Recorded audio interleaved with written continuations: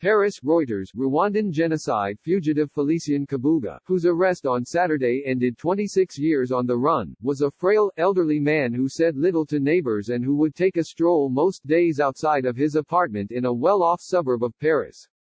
Kabuga, 84, Rwanda most wanted man with a $5 million bounty on his head, had been living under a false name in a 5-story apartment block in Asnieres-sur-Seine with the help of his children, according to France's Justice Ministry. Police detained him early on Saturday. I would see this man going out, maybe once a day, alone or with someone, said Jean-Yves Brenial, 72, a resident in the same block where Kabuga lived. He wouldn't say a word, nothing. Brenial said he thought Kabuga might have lived in the building for 4 or 5 years. We didn't know his name, nothing, he continued. It is not known how or when Kabuga entered France. But neighbors said they were stunned to learn that a man wanted by a United Nations tribunal on 7 criminal charges including genocide and incitement to commit genocide, all in relation to the 1994 Rwandan genocide, had been living among them. What's happened is shocking, said a second resident in the building who identified himself only as Jean-Guillaume, who added that Kabuga appeared weak. He was an old man, very old. He was sick. Reuters could not find any public comment made by Kabuga over the years about the charges. It was not immediately known if he has a lawyer in France. Kabuga is now being held in La Santé prison in central Paris. At the foot of an imposing outer wall made of stone and bristling with security cameras, a coat of arms in the tricolor of the French national flag hangs beside a reception kiosk. Kabuga's arrest marked the end of a more than 2-decade-long hunt that spanned Africa and Europe. A Hutu businessman, he is accused of creating and making contributions to a fund that raised finances to pay the youth militias that would slaughter some 800,000 Tutsis and moderate Hutus, as well as importing huge numbers of machetes, according to the UN Tribunal's indictment.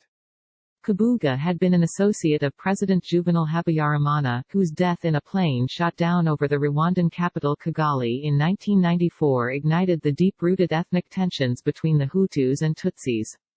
2 of his daughters married into Habyarimana's family, according to an amended indictment dated 2004. One of Rwanda's richest men before the genocide, Kabuga controlled many of the Central African nations' coffee and tea plantations and factories. He also co-owned radio-television Mills Collins, whose radio station broadcast anti-Tutsi messages that fanned the ethnic hatred. The scars of the genocide remain deeply etched in the Rwandan psyche. This is really good news that someone who planned and financed the genocide and has been hiding for a long time and now arrested. It is good news for everyone, especially survivors, said Valérie Mukabayire, leader of Avega, a group of women survivors of the genocide. Mukabayire, 64, said she lost family members including her husband. Her survivors group has slightly over 19,000 members. We were worried that his, Kabuga's, elderly age would impede justice, but now we are happy that he is arrested, she told Reuters by phone. Kabuga's arrest paves the way for him to come before the Paris Appeal Court and later be transferred to the custody of the International Court, which is based in The Hague, Netherlands and Arusha, Tanzania. The International Criminal Tribunal for Rwanda (ICTR) was established by the UN Security Council and closed in 2015. The International Residual Mechanism for Criminal Tribunals is now mandated to perform some functions carried out by the ICTR and the International Criminal Tribunal for the former Yugoslavia.